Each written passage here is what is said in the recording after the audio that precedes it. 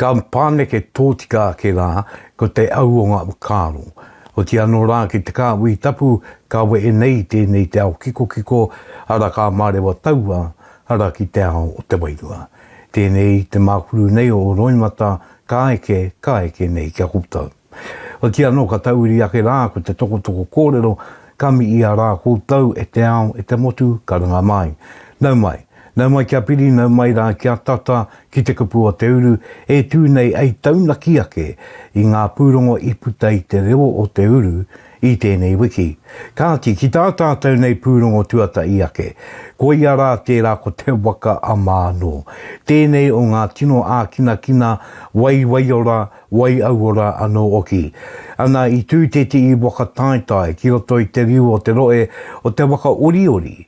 I tai ake a rā ngā uri o te anō ngā tāngata, mai o ngā rohe o taranaki whanui, e ke tonu atu ana ki te upoko o te ika, mō tēnei waka tai, mi aro nui nei. Anei te pūrongo.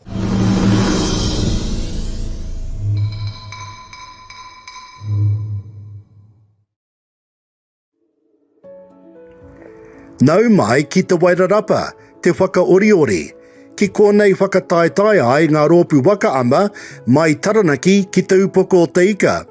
Kua tae mai ngā kai oe o rātana pā. Kei roto tēnei wā ine i te rōpū mātua, ka tae no aia ka oti i tana whakataetai mo taua reanga. We haven't had any races as a team yet, so it was good to kind of gauge where we're sitting. So, yeah, I'm pretty happy with our performance. Yeah. My team are awesome. Mine, not so much. Second race today. First one was the 12 this morning. Second one was the 500 metres Master Women's.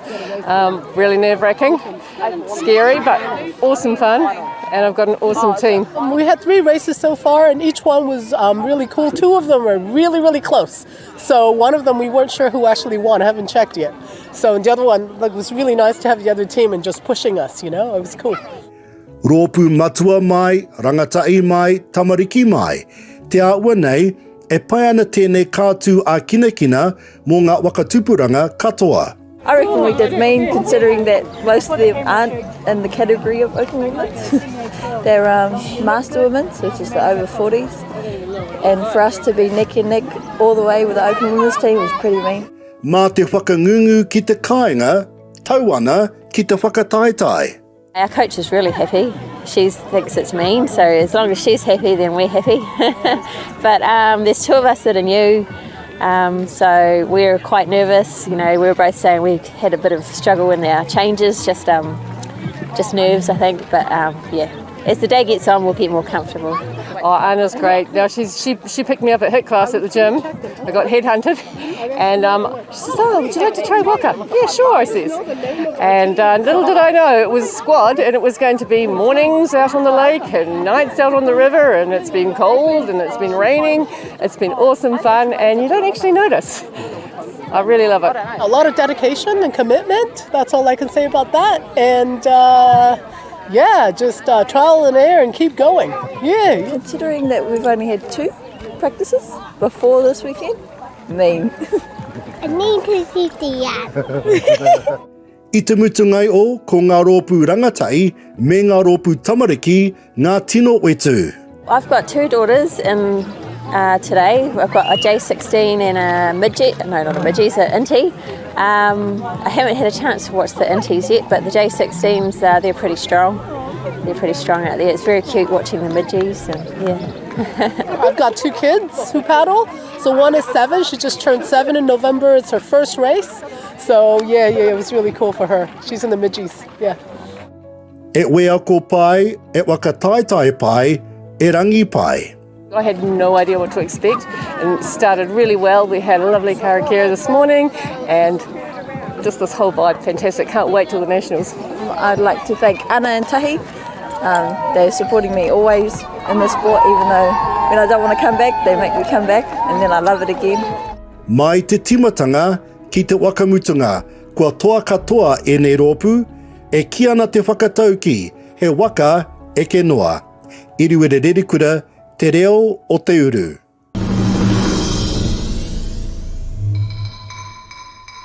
Thank you. Ka tiake e te wakaama tangata, tēnā koutou.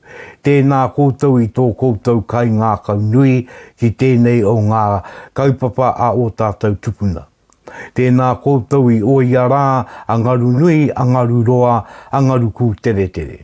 Anei puta mai ai ko te kuange o te ngākau, o te anō me te wakaro nui ki te wanaungatanga, ana e no o tai ana ki roto i a koutou ka oitai nei, ana i o koutou nei waka. Ko ia tēnei ko te waka ama, no rera koutou, me ki pēnei te kōrero, au i papa te oe, koi tū te oe, koi rere te oe. Kei te piki ake au i tēnei wā, mai te Whakaoriori, te Arataki wā, ara ki runga i tōku ake waka ama.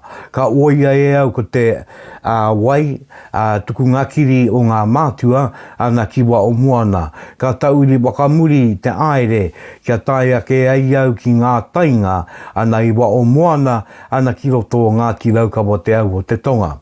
O ti anō ki Ngāti Huia. Tērā ia, te ui i tū, i roto anō i te kaupapa o ngā kreme triti o waitangi nei te take. No reira, kei roto i te ngā kārangarangatanga o Ngāti Huia, tēnei pūrongo e tau ana. Anei rā te pūrongo.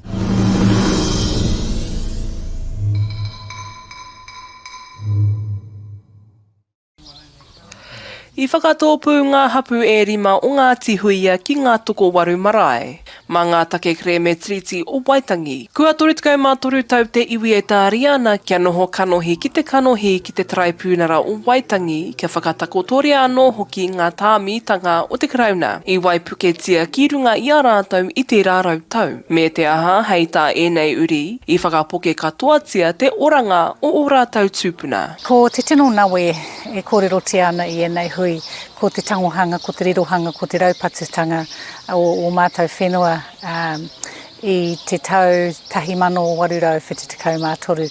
Koenei te mahi maminga a te kōti whenua Māori. Hei tā ngā uri, ko ngā tāmitanga anō hoki te uranga mai o ngā āhuatanga parakino ki o rātou awa. Ka mutu koeira hoki tētehi o ngā pātaka kai mā te hapu i ona wā. I te wā i tukuna te paru, e te kaunihera o horo whenua, ki ngā wai o horo whenua, rere tonu atu ki te awa nei o hōkio, kuia ka aukati hia tētehi puna oranga mō te hapu, puna kai.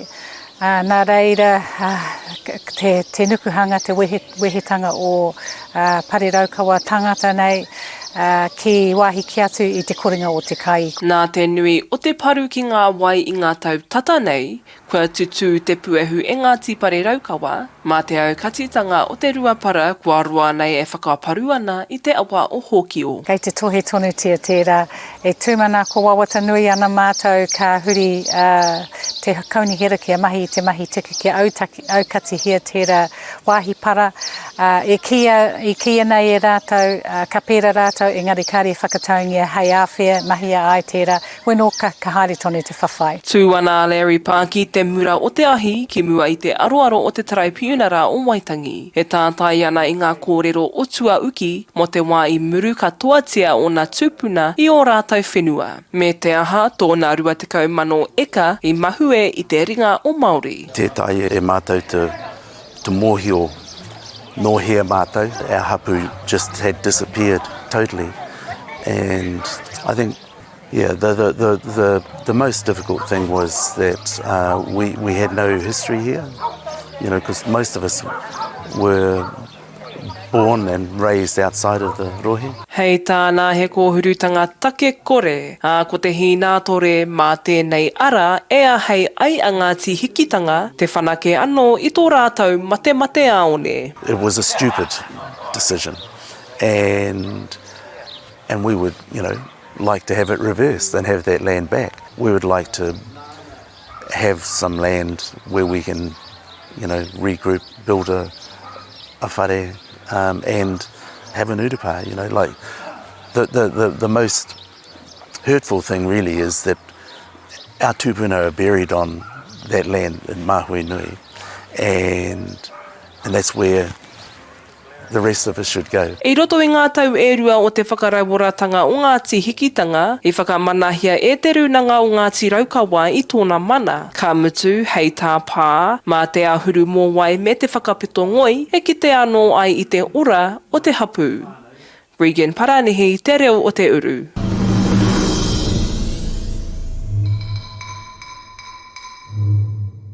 Ka tia ke rongo ake ana i te mamai roa e ngau tonu nei. Ngā tāwaitanga i tau ki o koutou tupuna, ngā murunga wenua o ti anō i tēnei rā kei te kite tonu atu i ngā ua o e rā mai kino. Te tatu anō rā te wāanga ki ngā paru, na kua tau ki roto i ngā wai kaukau, ngā wai mātua o tō koutou rohe. Nō reira tēnā koutou e ngā kārangarangatanga.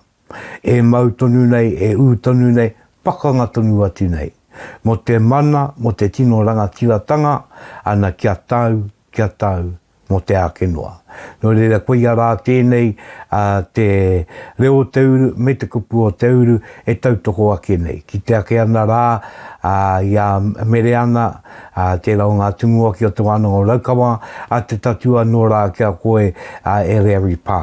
E kōrero ake nei, mo tēnei kaupapa, kai ngā ngākau, ana kei roto i a koutou. Nō reira, kia tau ngā manakitanga ona o te wā i ngaro ki unga i a koutou, mo te ākenoa. I roto i te rio o te takiwā o Taranaki, i raro e tonu i te kau maru roa o tō tātou maunga ara te puke onaki Taranaki tito ea.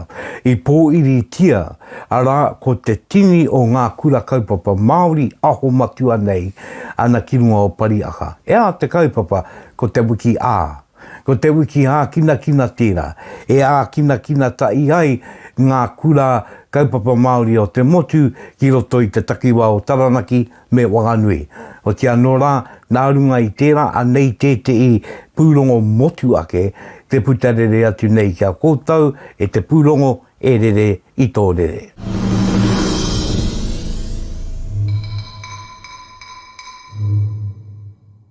Koinei te kura kaupapa Māori o whānui Waititi, e waka eke ki te pātui watawata.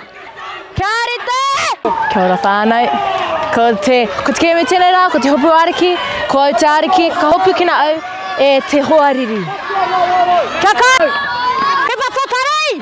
Ko pete au kere o te kura kaupapa Māori o rua mata tēnei. Ko te mai a tāna apū, he tiaki i aia. Nei, ko te kaupapa wiki hā, he kaupapa tino toi iki. Nā te mea ki konei, ko ngā kura kaupapa Māori aho matua anake, ko te reo Māori, te reo anake, e rere ana ki ngā hau. I tino painga, kua kitea e au, ahakoa ko te aronga matua ko tūmatauenga, i roto i te hākina ake, me te tātā ake, ka hohau tonu te rongo i te mutunga mai, ki au nei he akoranga nui tērā mā a tātou tamariki. Kua waka rauora ngā kura a o matua i ngā a kina Māori, pēnei i te opu wariki. Hei tā tēnei pauako o te kura kaupapa Māori o Ruamata. He kaupapa i tīmata hia mai o āhua toru whāpea ngā wiki hā o mua mai. Ana ka i te tino kite i te whanaketanga i Wainganui i a tātou taiohi rangatahi Māori. Ko te rā tuatoru tēnei mo te wiki a kina o ngā kura kaupapa Māori a o matua. Ko te wakataitai ariki e tuana i te rangi nei, kei ro ngā ere, kei ro awa, kei runga i te pā pakanga ati tokowaru e ki anei ko te ngusu o te manu. Ko te tino kaupapa ki runga i te nutu o te manu ko te ora.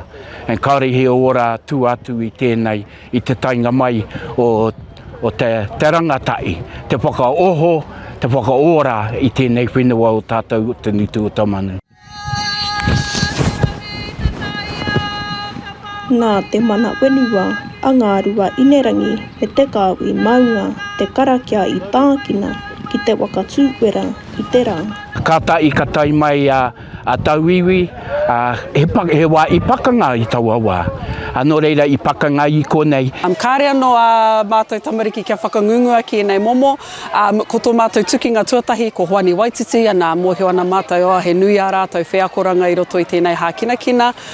Ko tētahi mea mīharo kia au, mō a mātou ake tamariki, kāre rātou I wehi. Ahakoa I hinga ki a Hoani Waititi, I whai tonu. I uki te reo, kāre tētahi reo Pākei puta mai ngā waha o ki tīma. Koinei ngā tama o Hoani Waititi e oku kina ana I te ariki o Ruamata. Tua Wai Hudson, mo te ia kāo mo Te Reo e te uru.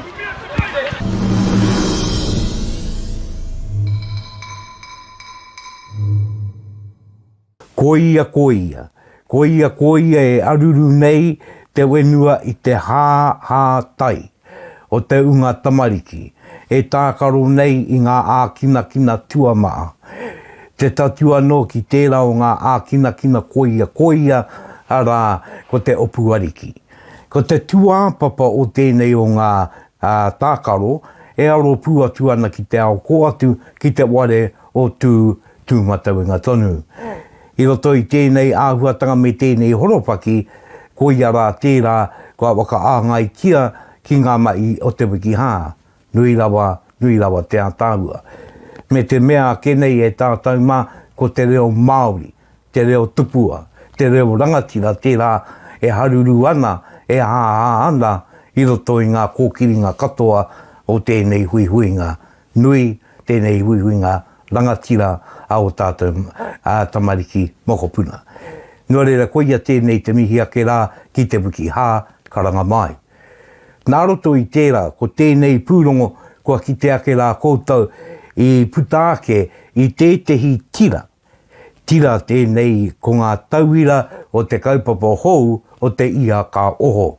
Nō reira I oho ake e nei o ngā tauira ki tā rātou nei pūrongo tuatai. Ana kāriro rā mā pua wai Hudson tonu e takitaki, hei reo tataki. Mō tēnei engari ara te toko rima o rātou, me o rātou pauako I wakaputa I tēnei kaupapa mo te ia kā oo me te reo teuru. Nō reira, rangatira atu, rangatira mai, tēnei o ngā kaupapa. Nā runga I tērā, mauri ora kia tātou, o tia no, mauri ora tonu, ki te pūrongo mo te wiki hānei. Kāti, ko te pūrongo te waiake nei, āngai ake ana ki te I waine. E kai tākaro utu pōro, he toa, te tatua no ki tāna wai I te ao meke, me ngā kura una o roto. Kā tiake, kia tauri ake rā tātou I tēnei wā ki te pūrongo mōna.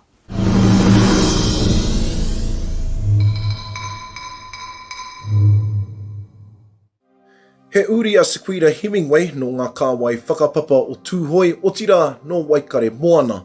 He kai tākoro whitupōro riki ōmua hoki ia. I roto I ngā tau ērua ko te ako haere ia I ngā pūkenga meke no taua wā tonu I putatana ihu kia rongonui ai tana ingoa I roto I te ao meke. We've trained really hard for the last 12 weeks, so just to finish it off today with a nice little cruisy training just to ease it off is real good, so I'm feeling good. Kei te tūranga tuatoru a Hemingway I te ao whānui mo te mahi meke, ki te toa ia I tana whawhai e kainamu mai ana, ka whiwhi ia I tētahi whawhai mo te taitara nui o te ao. It's been crazy because, rugby and rugby league is team sports. Boxing, it's just me and the opponent in the ring with the ref. And so the transition's been hard because I've gone from having numbers of people around to support, whereas in boxing it's a very selfish sport. It's you give up a lot of your time with your friends and your whānui because of the trainings and the commitment, but it's taught me to dig deep. It's put me in my darkest of times and I've brought myself out of those, and it's taught me a lot about myself. He ai ki a Hemingway, kaori ia I te tino rata ki te mahi whawhai. He oi ko te tau whāinga te mea e kumea mai ai ia ki tēnei momoha kinakina. Snapback, it's an amazing gym. It's all whānau orientated. It's all about our whānau. We're all one here. I have some amazing coaches. I've got Leo, I've got Jerry, I've got Billy, who's our main coach, and then the whānui we have here just support us no matter what. And the support I've had leading into this is totally amazing right now.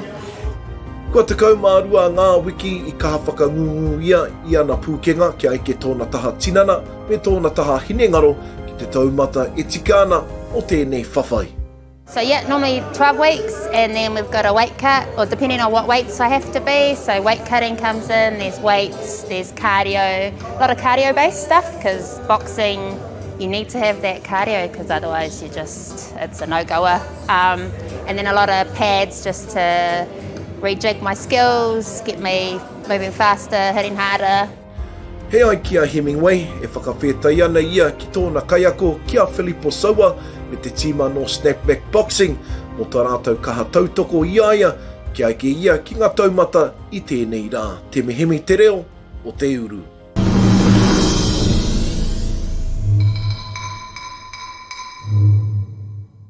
Ka rere atu rā ko te aumi I ki runga ia koe e te uri a ngai tū oe. Nō roto ana mai o waikare moana. Ki te ake ana I o pukenga toa pūmanawa tonu. Me te watu manawa tērā e ara I nei ia koe ana ki te ao a tēnei o ngā momo kātu a kina kina. Ko ia tēnei ka tū mai koe hei tauira. Hei wainga ma te tini ma te mano. Ka tū mai koe hei tauina ma o mātua tupuna o te ano o mahi uareka, o mahi huanui, o mahi wakapakari, e pakari ai koe tō wānau te katoa. Nō reira tēnei e tūtautoko ake nei ia koe me ngā mai o tēnei wā, me ngā mai te wai ake nei kei moe te aroaro. E te iwi e koera ngā pūrongo e wā I puta rā I te reo te uru I tēnei wiki, kua taunaki tia e te kupu o te uru I tēnei wā. Ko au tēnei ko Rauru Broughton, e mai o ake ana uki ki tēnei o tātou nei puna, ki te māngai pāo, karanga mai, o te anora, kia koutou rā kei te marea tangata. Tēnā koutou I tā koutou mana ko I mai, te nui o ngā kōrero, I tukuna mai e koutou, tēnā koutou. Te tatu anō, ana kia koutou kei ngā iwi, kei ngā reo, kei ngā kāranga rangatanga e tino tautoko ana. Nō rere e tūnei ngā ware e toru ko te reo irirangi o te korimako taranaki, ko te reo irirangi o whanui awe FM. Tānoa rā, ki te reo irirangi o rangi tāne, e kope ki atu nei a koutou, ki ngā pūrongo me te kura mai mai aroa, pai marire.